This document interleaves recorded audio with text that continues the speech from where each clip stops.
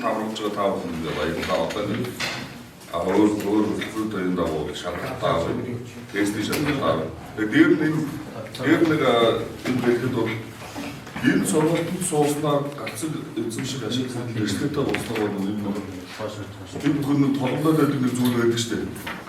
Уугчсан буугаа, үйлчсэн буугаа тэгээд найзаас дамжуулсан янз бүрийн гацгууд одоо яахаа байхыг эзэмшсэн гэж асуусан хүмүүсийг яахаа байхыг асууж байна шүү дээ. Тэр чинь одоо ингээд гацаан гарч ирээд асууж чинь гацсэг эзэмших эрсдэлтэй болсноор одоо тэр аавс уугчсан буугаа орон өөр шилжүүлээд авч байна.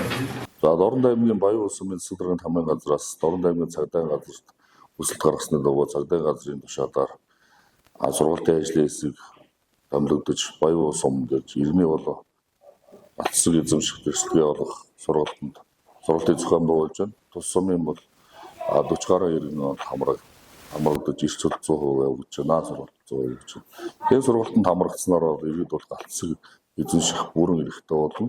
Түүгээр бол гацсгийг бол худалдан борлуулах хоорондоо шилжүүлэхэд бол эрх нь нэгж байна гэсэн үг.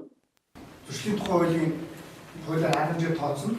Хөөхөн 300 мянган төгрөг, хуулийн итгэл болохоор сая 500 мянган төгрөг.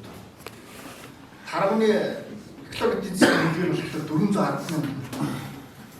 Хуучин засгийн газрын үнэлгээр болохоор эр ингэж ялгаатай байдаг гэсэн. 210 мянган 102 мянган төгрөг байсан. Одоо шууд эр хэмгэхгүй нийтлэгээр нь бүгднийг нь одоо 410 мянган төгрөг. Шилжиж 24